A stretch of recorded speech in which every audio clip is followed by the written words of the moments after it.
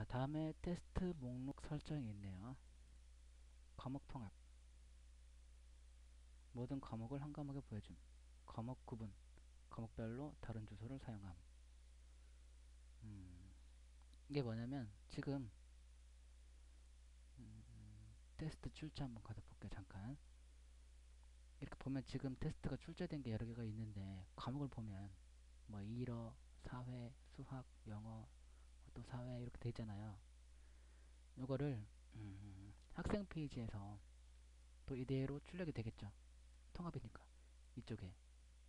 자, 한번 해볼까요? 학생으로 로그인해야 보여져요. 학생으로 로그인해서 보면 그 출제 과목에 상관없이 이렇게 출제 과목에 상관없이 다 테스트가 보여지죠. 그죠? 이게 이거예요. 다시 또 관리자로 해야 되지. 학생으로 했으니까. 자, 이게 이거죠. 과목 통합. 과목에 상관없이 한 리스트에 그 테스트를 출제한 순서대로 가장 최근에 출제한 테스트가 위로 올라오도록 해서 쭉 나오는 거죠. 그래서 그 테스트 타이틀을 클릭하면 이제 그 테스트에 응시를 하게 되는 건데 과목에 상관없이 임장 날짜, 출제 날짜 기준으로 해서 다 보여지는 게 과목 통합이고요. 과목 구분, 이거는 과목별로만.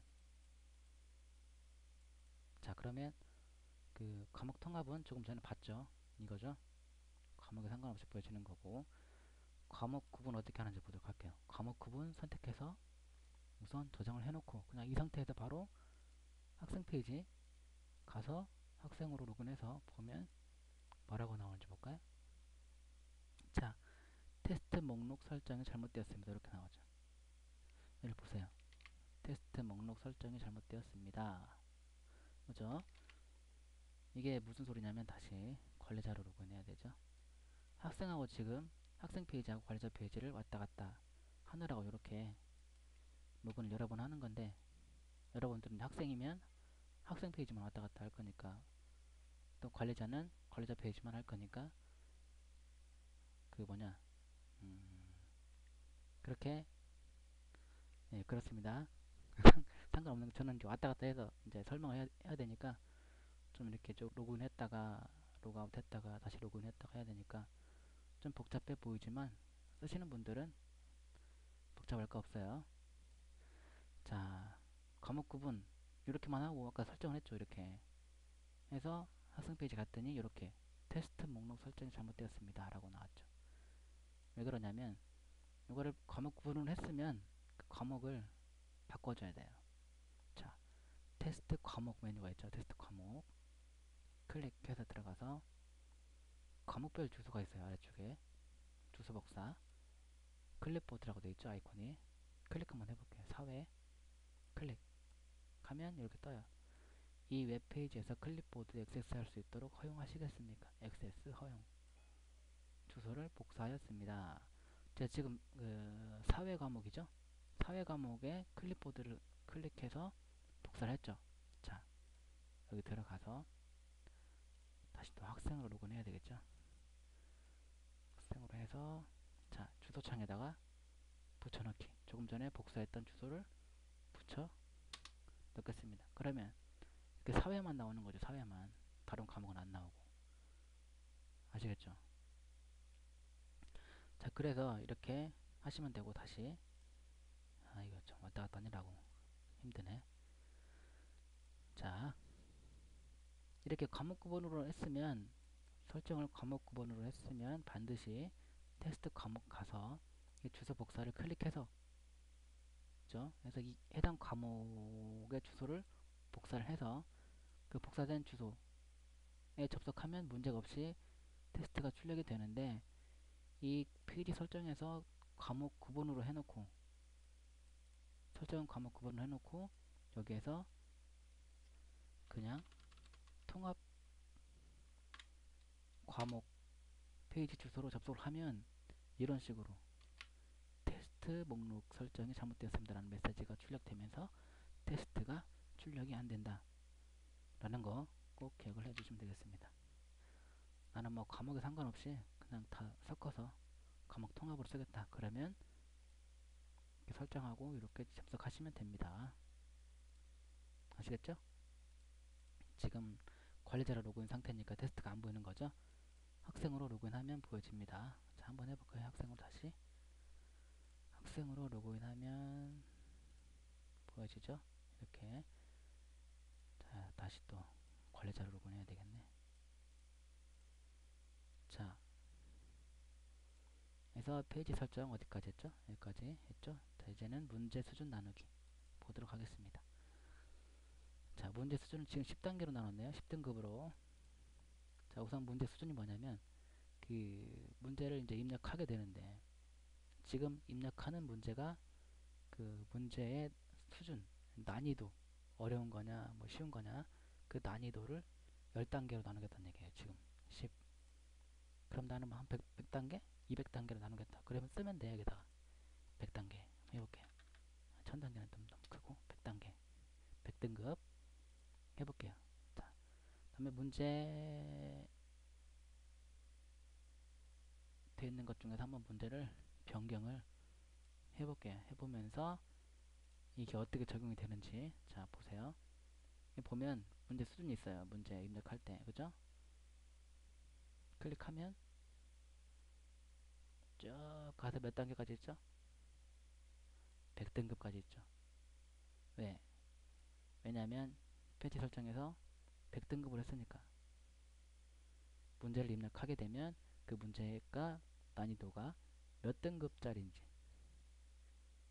를 입력하게 되어 있으니까 아시겠죠? 그럼 이거를 뭐 한 7단계만 한번 해보겠다. 7등급 난이도를 7가지로 나눠보겠다. 7.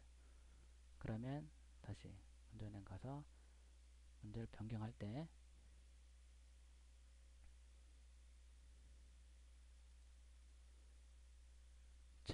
7이었죠? 7까지 이렇게 아시겠죠? 문제를 입력할 때 문제 등급 뭐라고 해야 되나 이걸 문제 수준의 단계 몇 단계의 문제 수준으로 나눌 거냐 그거를 설정하는 거죠. 페이지 설정에서 문제 수준 나누기가 아시겠죠? 자, 다음에 문제 입력 설명 이미지 지금 보여주지 않음으로 되어 있죠? 자, 이 상태가 어떻게 보여지는 상태인지 보도록 하겠습니다. 자, 이렇게 그냥 노멀하죠, 이렇게. 그죠? 노멀하죠, 문제가. 자, 근데 이거를 보여줌으로 한번 바꿔볼게요. 문제 입력 설명 이미지를 보여줌. 그러면 저장했죠? 저장하고 다시 문제은행 가서 그러면 빨간색 물음표가 있죠. 생겼죠? 이게 없던 것이. 빨간색 물음표가. 이게 뭐냐면 마우스 올려볼까요? 문제 설명이 나오는 거예요. 문제 설명 아니라 입력하는 이 입력 폼 어떤 값을 어떻게 입력해야 되는지 그 설명을 해주는 거죠. 마우스를 갖다 대면 아시겠죠? 문제 설명글 자 아시겠죠? 이렇게 그래서 이제 관리자들이 이제 문제 입력하게 되는데 그 입력할 때 이게 이제 그 어떤 값을 어떻게 입력해야 되는지 잘 모를 때 그때 이거를 설정 이렇게 해주면 보고 이렇게 입력하면 되겠군 하고 알 수가 있겠죠. 자 그렇게 설정을 하시면 됩니다. 원래대로 보여주지 않음으로 해 놓을게요. 자 음원 듣기 타입 선택 새 창에서 듣기 현재 창에서 듣기가 되어 있어요. 자 다시 지금 새 창에서 듣기로 되어 있죠. 여기서 새 창으로 되어 있으면 이렇게 되어 있어요. 뉴 윈도우 그죠?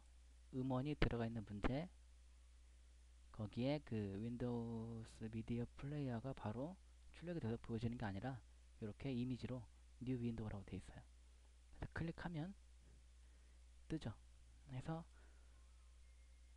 들어볼 수 있도록 그렇게 되어 있습니다. 자, 이게 무슨 설정이라고 그랬죠? 설정에서 듣기. 자, 그럼 현재창 듣기 한번 해볼까요?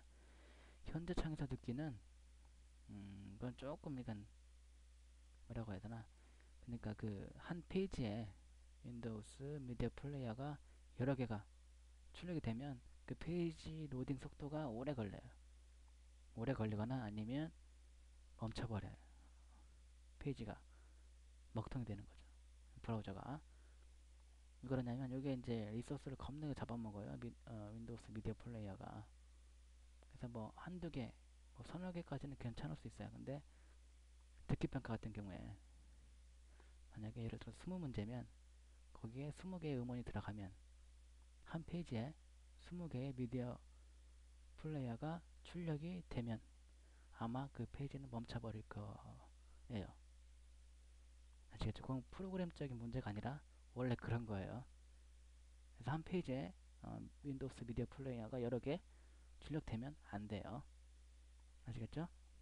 그래서 이제 그 음원 등록하는 게 등록한 게 뭐 몇 개 안 된다. 그러면 그냥 뭐 쉽게 현재창에서 듣기 해서 하셔도 상관없어요. 그러면 음, 자, 좀 걸리죠 시간이. 조금 전에 설명드린 대로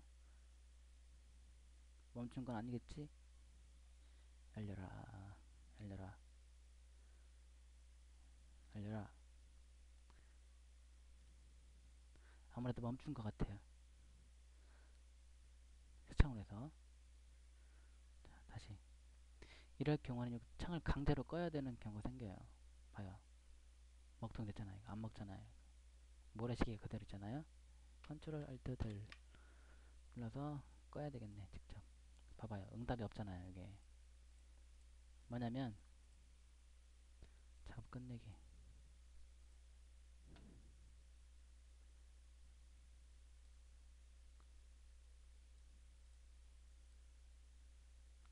꺼버렸네. 마지막 세션 보고.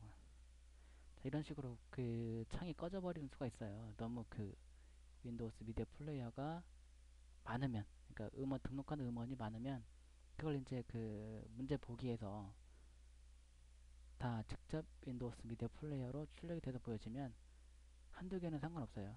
서너 개까지 상관없어요. 근데 그 이상 뭐 열 몇 개, 막 10개 이상, 거의 10개 가까이 그 이상 되면 이렇게 멈춰버려요. 브라우저가.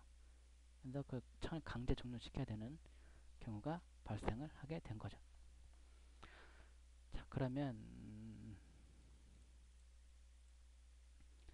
제가 지금 그 출제된 문제가 없으니까 잠깐 그 변경해서 여기에 영어 일반 문제에다가 제가 음원을 하나 넣어볼게요. 넣어서 어떻게 보여지는지만 보여드릴게요.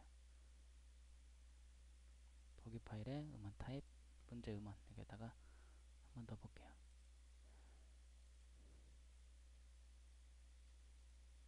음,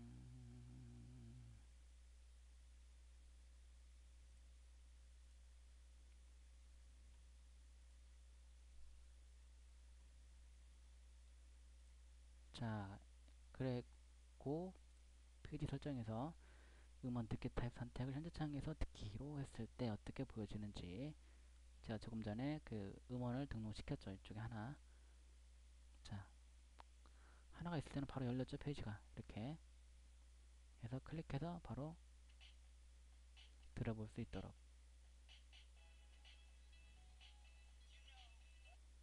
아시겠죠? 그래서 웬만하면 이렇게 돼 있어요. 아니 이렇게 돼 있는 게 아니라 이렇게 해놓고 쓰세요. 책장에서 듣기로 해놓고 쓰시면 됩니다. 저장하기. 자, 그리고 플래시 가로 크기, 플래시 세로 크기가 있네요. 한스에서는 그 동영상도, 그러니까 플래시로 되어 있는 동영상, 플래시로 되어 있는 문제가 있잖아요. 그런 문제를 가지고 계신 분들이 많이 있더라고요. 플래시로 이제 문제를 이렇게 만들어서 그 플래시 보면서 문제를 푸는, 그죠? 그래서 그럴 때 그 플래시 동영상의 크기를 지정을 해 주는 겁니다. 여기는 학생들이 응시하는 페이지에서의 크기예요. 관리자 페이지는 크기가 정해져 있기 때문에 아무리 커도 여기 이 사이즈를 넘어갈 수가 없어요. 아시겠죠? 그러니까 정해져 있어요. 관리자 페이지는. 근데 학생 페이지는 그 전체 화면에서 열리거든요. 그래서 크게 하거나 작게 하거나 줄일 수가 있어요. 아시겠죠? 그리고 방법이 있어요. 방법. 한 문제씩 응시하는 게 있고, 그러니까 1번 문제 풀고 다음 버튼 눌러서 2번 문제 풀고 또 다음 버튼 눌러서 3번 문제 풀고 그런 식으로 되는 응시 형태일 때 적용이 되는 거예요. 그런 응시 방법이 아니라 그냥 한 페이지에 다 보여지는 문제가, 그럴 경우에는 요게 또 적용이 안 돼요. 왜냐면 양쪽 페이지를 양쪽으로 나눠서 왼쪽에 꽉 채우고 오른쪽에 문제를 꽉 채우고 해서 보여줘야 되니까 크기가 크게 할 수가 없어요. 그래서 원래 정해진 크기대로 나오긴 하지만 그 한 문제씩 응시하는 그런 형태로 테스트를 출제했을 때 학생들이 그 테스트에 응시를 하는 페이지는 이제 전체 화면에 딱 한 문제만 보여지니까 거기 동영상 크기는 바꿀 수가, 조절할 여지가 있어서 이렇게 변경을 할 수가 있다는 거예요. 여기에 쓰여 있는 그 플래시 크기대로 동영상이 보여진다. 걸 알아두시면 되겠습니다. 네, 그렇게 되어 있습니다. 어렵지 않죠? 여기까지 페이지 설정 설명을 마치도록 하겠습니다.